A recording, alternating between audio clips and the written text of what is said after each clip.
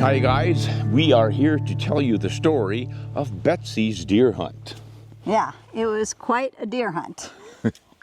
Oh, it was just the usual backyard deer hunt. Oh, backyard, it was a mountain we had to climb. Well, it was Mac Mountain, but it's only 6,000 feet and we're starting at 5,500, so. Okay. Yeah, but gosh, it was brutal, absolutely brutal. So here's the deal. Betsy wanted to go on her annual meat hunt for a buck in the backyard, which is wonderful fun and not too involved. We generally get up a little bit early, have a cup of coffee, and just head up on the hill, see what's out there, and if we don't see anything, we come back and get on with the day. So it's pretty convenient. My type of hunting. And she liked that it was warm. At first it was hot. It was way too hot for a few days, but when it got a little bit cooler, we went out to see what we could find. Well, why don't you tell him about sighting in my rifle and changing scopes? Yeah. He's always harping on, I only have 10 power. Well, I'm here to tell you it doesn't work. 10 is enough, boys. All you need. No, it's not. It's way more than you need, really. 6 is probably great. No. Here was the deal. This year it was kind of a rifle thing. Betsy's been shooting her, hand me that 260. This little 260 Remington. It's a Remington titanium mountain action rifle. And Wait a minute, my thumb's caught. I restocked it, so it has the youth model size stock on it. One of those inexpensive factory synthetic stocks, but I glass bedded it, so it's good and rigid, and shoots pretty darn well. I thought, what do you got, three deer in a row with this? It's what, 1 MOA, a little bit more than that? But you'll notice it has a really big scope on it. Betsy, Absolutely. she loves big scopes because she just doesn't see all that well. She's had some eye surgeries, right? Yeah, a couple. The thing is, you're always harping on 10 power. Got to be less than 10 power. Yep. So it doesn't, for me, that doesn't work. Right. And So- for a lot of people, it doesn't work. So here, he has a track down here that dials up to 15. Yep. And she really likes that. Of course, she can't see her hits out of recoil. She's gone, lost the target, so she better get it on the first shot. Because it's always, where'd he go, where'd he go? That's why you're there. Yeah, that's why I'm there. So, but at any rate, she also doesn't like to get her ears blasted out. And when she saw me working with the suppressor last year, hand over that other rifle, she wanted to put a suppressor on, but this barrel is not threaded. Well, this one is. Well, besides, I like this rifle. Yeah, she likes this. It's for her. It's a Kimber Adirondack 7mm 08. So because it was threaded, I could just put the can on there and she'd be rolling.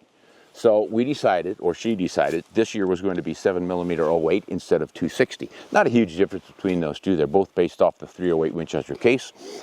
The problem with this rifle is it's so loud without a suppressor. 18-inch barrel, so it was really loud. And that's why she didn't like to shoot it unless she had good ear protection on. And that's not always possible when you're hunting. If something happens quickly and you forget, you get excited, or you can't find them, you've forgotten them, they fall out of your pocket, whatever. Well, I used this in Africa, right? No. No, I didn't. You're not using it in Africa. You went moose hunting with it one time. That's She felt sorry for the moose and decided not to shoot at him.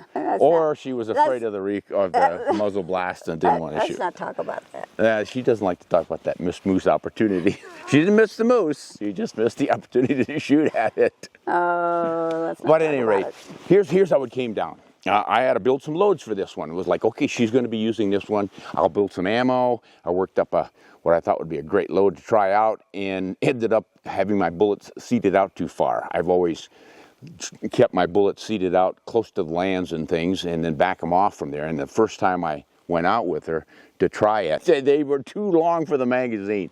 Yeah. And we couldn't even get them out of the action after we hand fed the first one in. So I had to go back up and seat them deeper. But it was such a powerful load. I'd worked with it before, and I knew we were okay on pressures and stuff, but this new bullet on there, I don't know. It's just, at any rate, I had to go back in and seat the bullets deeper. But there was so much powder in there, and the bullets were so long that when I seated them deeper, I was already having a compressed load. Upshot of it all is that I reduced the load. Were you trying to blow up the gun? Yeah, I was just trying to give you every benefit of the doubt here. So at any rate, I got the right bullet length fit into the rifle. It was hard to chamber it initially. Yeah, that still puzzles me a bit. I did the full-length resize on them, so they should have just dropped that in there, but must have a really tight chamber in here. I'm not sure. But at any rate, we got the loads built up properly. And it shoot, would we figure it shoot just a little Just a little over an inch we were getting, and it's like good enough. Betsy's not going to be launching any 500-yard shots or even 400-yard shots. Well, should we talk about the deer hunt now? Well, we'll get there. We'll get there. So we worked on the bench to the point where Betsy said, I don't like this scope. Oh, no. We went out hunting. Because I told her that scope would be just fine. Oh, 10 mil. Everybody, nobody, dead deer. And we went out there, and I couldn't friggin' see the deer at 400 yards or 350. Somewhere between 350 and 380, the buck was foraging, and Betsy was trying to get a shot at it, and she could not. She kept telling me, I can't see it, I can't see it. I mean, I could see it, but I couldn't see it for well enough to get a good sight on it, right? Yeah, right. Yeah. Well, of course, there's a lot of grass when we were prone, and well, eventually, guys, you got to believe them when they're telling you something. not seeing it. I don't like the scope. So home we come to start over. Well, I want to let everybody know that he always says 10 powers. You've already told them all about my 10 power stuff. I'm still on that subject. 10 power is more than enough. Not for me. At any rate, she insisted on a different scope, so I had to bring the rifle in and put a different scope on it. And this is the one I put on. I had another track. This one is not 15 power. This one, no, this one goes to 15 too. Oh, that one must be a 30 millimeter main tube, huh? Yeah. Yeah, okay. At any rate, this is a nice bright scope too. And I think it's the bright scope that's important to me. It was a extremely satisfying hunt, and then it was extremely disappointing hunt. I couldn't see it 350 with the 8 power scope or the 10 power scope, so we said get closer. You're always saying getting closer, and so we had to go around Mac Mountain, up over, and got within 140, 150 yards. Yeah, so the easy approach puts them at 350 to 380 in the area they're usually hanging out. Buck Basin, we call it. Yeah. Almost always get a buck back there. And she doesn't like that distance, so I said, okay, we're going to do it the hard way. We're going to climb Mac Mountain and get up on top of them, and then we'll be within 150 yards of them. And she said, I have to climb all the way up the Mac Mountain. I did not say that. No. I led the way, and you were huffing and puffing and crying and saying, how far? How far do we have to go? Yeah, that's my memory. We didn't race up to the top because we wanted to be able to hold the rifle steadily when we got there, not be huffing and puffing. So we got to the top, and wonderful wind was right in our faces, so the bucks were upwind from us. We were smelling them. They weren't smelling us. We were over the mountain. And then when you come over the top in this country, you really have to be careful, because when you crest over, if they're looking, they're going to see you pop up in the skyline. So I always go really slowly. Well, we crawled over rocks. Oh yeah, you did a lot of crawling, but I'm just walking and peeking over the top, and I glass that new little edge that's opened up. Take another step, glass that edge until you see usually antler tips or ears at the top of the deer. And I spotted both bucks bedded, a little 2x2 and this nice 4x4. So I said, okay, they're right where they're supposed to be, just like they were the other night. But you're a lot closer now, because this Swarovski range, EL range binocular that I always use is telling me it's only about 145 yards away. Perfect. Yeah. Perfect. But you can't get a shot because she's trying to shoot prone, leaning it on my backpack, and the grass is too high because we don't graze the heck out of it here. So even though it's short grass country, it's pretty dry. Couldn't see it. Couldn't see it. Yeah. So we moved to try to see it in a new location and couldn't see it. Crawled some more. Couldn't see it. You were getting frustrated. Like, why can't you see that? Well, I can't see it. I'm not going to shoot it if I can't see it. I know. So finally I said, you're going to have to sit and shoot from a sitting position, and I'll turn my pack up so you can shoot over it. It's not as steady as lying prone. But you want to try it? She said, sure, let's try it. The deer are still oblivious. So we get into that position, and she says, yeah, I got a good sight picture here. Where should I hold? I said, the base of the neck, based on how he's facing us. Easy. Now it's 143 yards. Gave it another range. Bingo, she gets him. Yeah. I was dead right there. Loved it. Yeah, Loved it. Yeah. Great. So we went down, took pictures. Beautiful buck. Nice 4x4. Well, it was beautiful. It was a beautiful setting. It was at dusk. The big moon was up. The It was big full moon was moon. come. Yep. Yeah, it was beautiful. Yeah, that was so a excited. super moon. So Ron forgot his knife And flashlight. and flashlight. And everything else. I left them back in the Ranger. We walked a fair amount. So I said, I'll run back to the Ranger and get everything and come back here. You just wait. So it was beautiful waiting. I saw the moon. I took she pictures. took some nice pictures. Yeah, it was great. Yep. At any rate, I came driving back up and I said, I'm going to pull this thing down the hill because it's steep going up. I'll just drag it down. I would do it, but Easy I have shoulder problem. Yeah, sure, right. Bogey, what are you doing? You want that stick? Here, go get it. He No, doesn't you do just that. want to bug me. So at any rate, we dragged the deer down most of the way, but he was still on a fairly steep slope, and we opened him up, and trouble. Big trouble. In the brisket, as I was slicing up the brisket, I hit a little, well, let's not mince word here, a pus pocket. Now, I see these quite often on buck deer during the rut because they're fighting and they poke each other with their horns and they get a little pocket of infection. And I said, that looks like pus. I'm a nurse. I mean, that was gross. It was really pretty gross. But Yeah. I thought, okay. Little pus pocket, no big deal. Well, turns out it was more than a little. It was big. All the way up brisket, into the neck, trachea. It's just, what? I've never seen anything like this. I It's thought, well, we'll probably- just clean around that area and it'll be fine. It was probably a quart of pus, maybe. Eventually we got to the point, yeah. Well, here's where it got really bad. I sever the trachea and I pull back to the diaphragm. I've already sliced the diaphragm away from the rib cage there.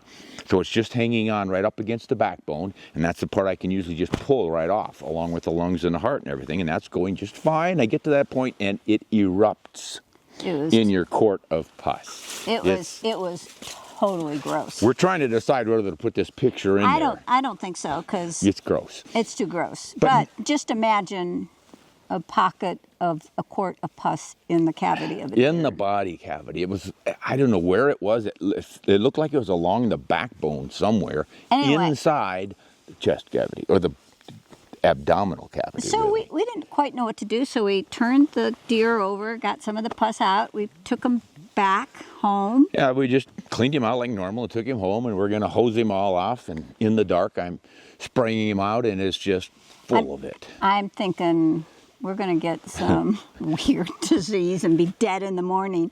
But the thought of eating this deer was, we couldn't do it. How could we serve guests deer and think, well, if you really knew the story about this deer, so we called Fish and Game. Yeah, obviously we want to find out what's wrong with this deer. So I called Fish and Game in the morning and told them, and they said, well, send somebody right out. And a local game warden came out, and he said, oh my gosh, I've never seen anything like this. We showed him the pictures because I'd sprayed everything out of there.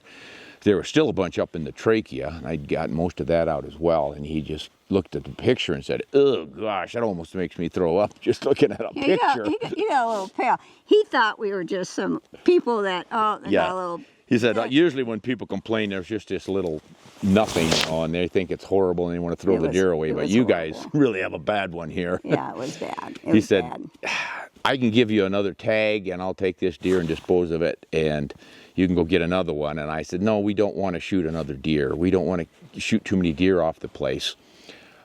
So we'll just settle for this. We got the deer, we used the tag, it's over. We'll put it out for the coyotes to clean up and the magpies and stuff, which is what we did. But he took some tissue samples and we're waiting to hear back. I don't know. He's never seen anything like it. I called Larry Weisshoe, and he's done lots of autopsies and necropsies on deer, and he's never seen anything like it. Another biologist, Charles Allen, who worked for a timber company, and he was analyzing deer carcasses during the hunting season for years and years. He had never seen anything like it. The fishing... What? Maybe somebody out there has seen Yeah, that's what we're hoping, is that someone out there has said, I have seen something like this, and we want to find out what's going on. Now, the thing is, we could have skinned it and looked for, like, wounds or... But we didn't see any external wounds. Right. But the thing is, we didn't want to cut any more because we didn't want to risk being cut with a knife in that infected area. Yeah, get contaminated or something. I mean, it was, we should have had full hazmat but outfits on. The game warden took out the two glands under the jaws up here that they always check for CWD. He's going to look for that, but this didn't look anything like CWD. This was a perfectly beautiful buck. Yeah, the pelage was perfect. There were no obvious injuries anywhere on the body. The hair was all there, great pelage. Obviously the antlers were almost perfect, well balanced, and usually a sick animal does not grow nice antlers. Well, the other thing is we saw him 2 days before. Yeah, we've seen him on the place and just looked like a normal deer, and had not seen that pus, we would never know. But at any rate, this is nature. This is what sometimes happens. I think you have to be ready for anything. I did lose a night of sleep. I couldn't sleep that night. I was so upset. You were pretty upset. She was pretty upset. She just couldn't imagine having killed that deer and not being able to utilize it. Yeah. Yeah, and I understand, honey. But that's the way it is. If it's got a disease or an infection of some kind. No way we would eat it. Yeah. No way would So I. that's why it was both a great deer hunt and ended up being a bad one because of that. But still, the hunt itself was wonderful. You shot very well, make a perfect, clean shot. We're using a hammer bullet, wasn't that it? Yeah. Hammer. Yeah. Yeah, 131 grain hammer bullet. Once again, that's working very well. Well, the thing is, I have all kinds of opportunities to shoot, but usually I'm behind the camera and doing other work instead of shooting, which I should take advantage of it, but I'm a okay shot. I wouldn't say I was. Well, you've got how many one-shot kills on deer off this place? Pretty much every year you get a meat buck with one shot. Did a 378-yard one time. You did what? Well, that was off the bench. Not every day you get to do that. Let's be real. You can tell about that real quick. No, there was a deer behind the house on the hill, right on the shooting range, behind the 300-yard range. And Betsy said, "Oh, should we sneak up through the trees on him, or should we come over the ridge top and shoot down on him?" And Last day of hunting season. I said, "No, we're going to go out to the shooting bench and shoot him from there because it's right behind the barn." So we went out, put everything onto the bench, and she sat down, and by now this little buck was out at 378 yards, so she was ready. I said 378, just show a little bit of daylight over the top of his back and you'll drop it right in the heart. Exactly what she did. Well, I know. So, I mean. But that was perfect, man. The meat was fantastic on that buck. And that's something else we've noticed here on the ranch. When I used to hunt in November for mule deer bucks, they never really tasted all that good. It was the middle of the rut, and I was usually looking for the older bucks and just didn't really have. I love mule deer, and to me this was going to be the perfect mule deer meat because it wasn't stressed. It was a perfect shot. It didn't run. It just was. It was just sick. It was just sick, full of pus. Anyway, enough. But my point about the meat is that if they're summer bucks, which I consider early October to be still summer, they're still in there. They're still in their summer behavior patterns. They haven't started chasing or rutting or fighting or anything like that, and they've got a lot of fat on the backs, and the meat's just really delectable. Yeah. We actually like it as well as, if not better than whitetail now. So something you guys might want to consider if you've always found mule deer meat to not quite be too tasty, try to shoot them earlier before the rut, and you might enjoy the heck out of them. And you don't have to go for the big horns, antlers. No, but I've never noticed that big antlers make the difference if it's not in the rut. I've shot some huge old whitetail who were just ancient. We're talking more than 7 years old, and the meat was wonderful. It was tender, it was delicious, but they weren't rutting. I know, so we don't have any mule deer. I will go get one. No. I'll go hunting and get a mule deer. Oh, you're going to Colorado? Yes, I'm going to Colorado. But I'm going to go for a cow elk. Oh, you're going for cow elk. She never quits, guys. Okay, thank you. Thanks for watching. Hunt honest and shoot straight, and try not to get a diseased one.